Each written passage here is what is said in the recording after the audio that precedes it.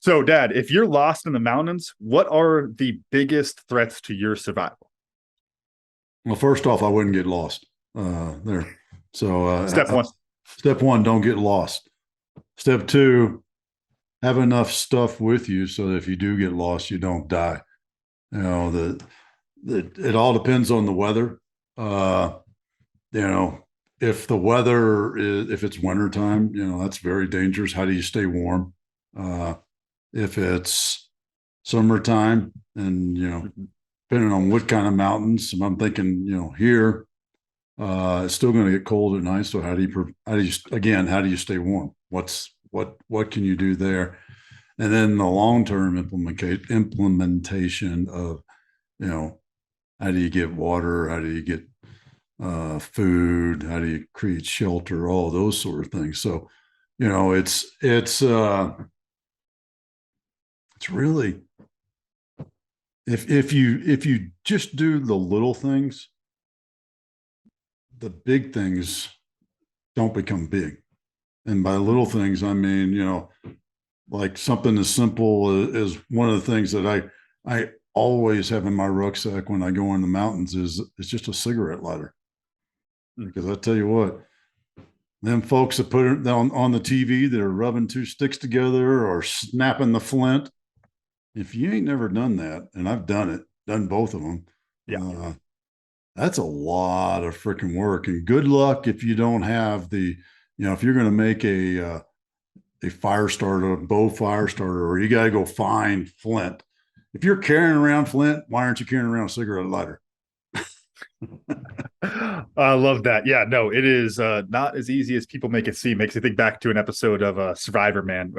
He had the bow starter. I think he was in Australia for this, Mm. and this is like one of the best survival experts out there, probably Les Stroud. And I think he said it took him about an hour and a half or 2 hours of sitting there spinning that stick in the sun trying to get that fire started. Mm. I also got to say, I am surprised. I thought you were going to go with bears. I thought maybe you were talking Colorado mountains, some giardia. You drinking bad water. But I love all of those, and the thing I love about everything you said is how much of it goes into preparation and mindset. Because going back to Les Stroud, there, one of the things that he would talk about, he would say would be the most deadly things when you're out in the woods is what he would always call bush fever. And Mm. bush fever, for those of y'all who don't know, is where let's say you're camping out in the mountains, you leave your campsite, you go over a hill, into a draw off to the side there.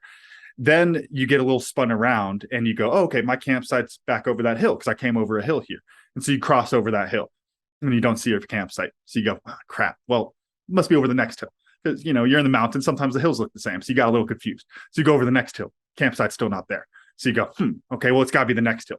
And you start convincing yourself it's one more hill and I'll find the campsite. And, I don't have to tell you this, but what happens is they get lost because they keep going next hill, next hill, next hill. And the reason I wanted to start off talking about survival today is because I think this is such a huge lesson for businesses as well. And I like to call it problem solving fever. It's the same type of thing to where you get stuck in problem solving mode. And instead of being calm, like you're saying, and focusing on the little things so that the big things don't become problems, like the bears and the giardia, instead you get stuck in that problem solving fever and you keep looking at these keep trying to solve all these problems in front of you. And what happens is you never step back and have a change in your perspective. You keep trying to go over that next hill. You keep trying to put out that fire in your business. And you don't realize that what you're doing is actually hurting you more. It's not actually productive. It's not actually contributing to your success at all. Yeah, well, and one of the groups that I run, we're working on a problem set right now dealing with homeless veterans, and everybody wants to leap ahead to dive in and put things on a piece of paper that solve the problem. And what happens when you do that? I was going to say the problem with doing that. What happens when you do that is you miss things. There's a reason that the United States Army put me through some in-depth, hardcore academic training processes. And the reason is because if you leap to a solution, then you're going into random selection of a possible course of action that's going to solve the problem. Whereas if you start off and do some analysis on it and you You break the things down. You do the mission analysis, what we call it, and you find the facts. You make the assumptions. What are the specified and implied tasks? What are the constraints? And you start to look at things. You start to see the bigger picture. You start to see what's really involved. So then you start to brainstorm what are some actions that we can do to solve the problem, to end the problem, to put a solution together for the problem, or at least a plan to solve the problem. And then you analyze those. Well, what's the best way? And you go back and forth. And sure, you can wing it, lick your finger. Yep, do it that way. You can try that. And you know what? Sometimes you'll get it right.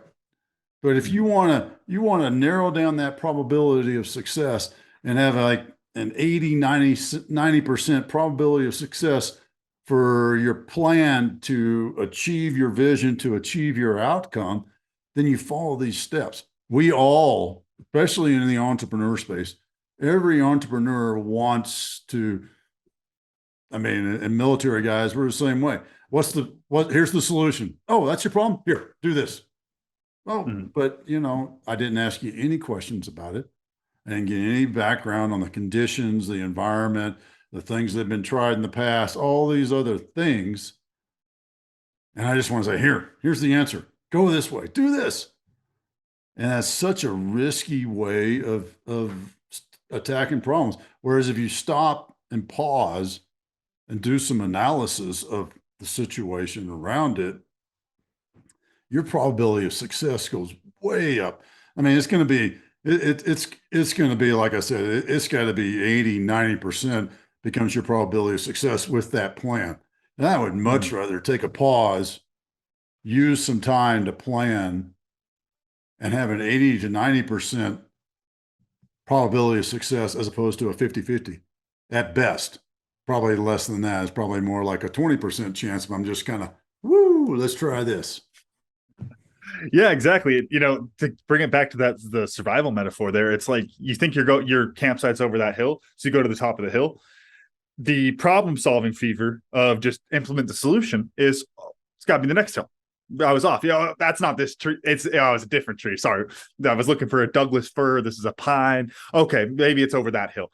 And the interesting thing there is, just like in that survival situation of, go back down that hill, go back to where you were, retrace your steps. Don't just move for the sake of movement. You shouldn't solve the problem just for the sake of solving the problem. And when you take the time, like you're saying, to pause and actually understand the problem, then not only do you find the right solution, but you find the right problem. Because so many times in a business, you're just solving the wrong problem. And it's such a simple thing. We get so caught up in our businesses of solving these little tiny things, just running around from fire to fire, just putting out fires for our team because we think, oh, we're the leader. I'm the CEO. I need to put out the fires. That's my job. And then you never step back and go, am I solving the right problem? Who started all these fires inside of our business? You never ask those questions. And if you don't ask those questions, then you're always going to come up with the wrong solution. Well, it just reminds me of the puppies in the river story that I use. You know, Yeah. I mean, I'm standing by the river and just enjoying a Sunday afternoon, and I see this little puppy floating down the river, swimming, going whatever little puppy noises it makes. And I go out in the river and I grab the puppy and I bring it over to the bank and I set it up on the bank. Right about the time I put the puppy down on the bank, I see another puppy coming down the river. What in the Mm-hmm. world? I go out and I save that puppy. And this time, about the time I get close to the bank, so I'm about knee deep in the water, just about to reach the bank, I look back and there's another puppy in the water. And I put that puppy down and I go back and I grab that next puppy. And it's like, what the hell is going on here? Right? I mean, puppies are in the river. Why are puppies in the river? And I can stay there all day long for the rest of my life pulling puppies out of the water. Or I can go upstream and figure out, well, who is the SOB that's putting the puppies in the water and get to the root of the problem. A lot of times when you go into reaction mode to solve a problem, you're going to treat a symptom of the problem and not get to the down hard core base of the problem and truly solve the problem. It's, it's the old adage here. Oh, you hurt there? Here, take some Motrin. Well, Motrin Mhm. doesn't cure whatever's wrong. It hides the symptom. I know I took enough Motrin in my time. It ain't going to make it better, right? The Mhm. doctor, well, it reduces swelling. Thank you, Mr. MD. Yes, but why is the swelling there? Ah, hmm, right? So shouldn't I maybe take the Motrin to reduce the swelling and then get to the problem that created, what was it that created that swelling, and take care of that as opposed to treating a symptom? Yeah, exactly. And I love this because I think it works on so many levels, this metaphor. Because the Motrin also does help. Now, it doesn't help in the big picture. You're not solving the problem, like you said, but it helps. It makes you feel better. You save 10 puppies. That's good. You just saved 10 puppies, but those puppies are going to keep coming. Those problems are going to keep showing up. When you go solve problems for your team, it feels good because you are solving a problem. That's why a lot of people get into business, is to solve problems for other people. And so you're solving problems for your team. You know, you saving 10 puppies, you solving 10 problems per day.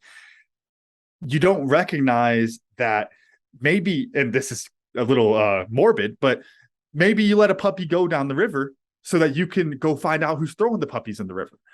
Now, in the business stance or business situation there, excuse me, luckily you have a team and you can delegate someone else to go put out those fires, someone else to fish the puppies out of the river. And then you, as the leader, can go take the decisive action to make the big change, the visionary changes, which is the real reason why you're the leader. I think there's an interesting, and this is a little bit into semantics, but it's like, are you looking for an opportunity or are you solving a problem?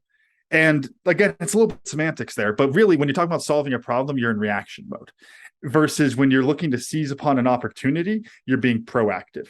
So instead of reacting and solving the problem of the puppy that's flowing down the river, it's stepping back a little bit and saying, okay, well, there is an opportunity to never let another puppy fall in this river again. Mhm. And yeah, and again, it's a little morbid. Maybe some puppies will go by while you're solving that problem. Maybe some errors will happen inside of your business while you're working on the business because you're no longer solving those problems. But when you solve the big problem, it's not going to matter as much. Those couple fires that are going to burn for a little bit longer than you wanted them to, and it might piss off someone on your team, and there's going to be stress. In the big picture, that stress is nothing. If you're going to save 10 puppies versus 1,000, I'm sorry. I love dogs. I got my two dogs sitting outside the door, probably listening to me right now. That's 900. That's like a 990 dog effect. You let 10 go while you solve the problem. You just saved 1,000. That's 990 dogs. That's great. That is a great number. That's better than the 10 that you were going to be saving in the first place, right? So it's about stepping back and have a little bit more perspective on it. All that keeps coming to mind is the trolley dilemma. But I will say this is different than the trolley dilemma, because the trolley dilemma is not solving the problem. There is no solution in the trolley dilemma. And those of you who don't know the trolley dilemma, Whoa, Mr. Engineer, the solution is to throw brakes on the trolley. Come on. well, Why yeah, doesn't it have any brakes? that's not part of the answer though, or not part of the story. But yes, that is stop the train, right? Stop the trolley. But the trolley, for those of you who don't know, the trolley has to take one or two tracks, one that hits one person, one that hits four people or five people or something like that. This isn't that, because there is brakes on the trolley so that you can do that. You can stop it. You can, you don't have to do something bad. Take a lesser of two evils. If you Mhm. pause, take the time, take the moment, assess the situation. What are my options? And then pick the best option. Mhm. All comes down to how much time do you have? If you only have a split second, you still should do it. If you're up on that hilltop and you think I should go this way and that way, guess what? You're on the hilltop. You should be able to see where you're going. You should be able to see where the camp was. All those sort of things.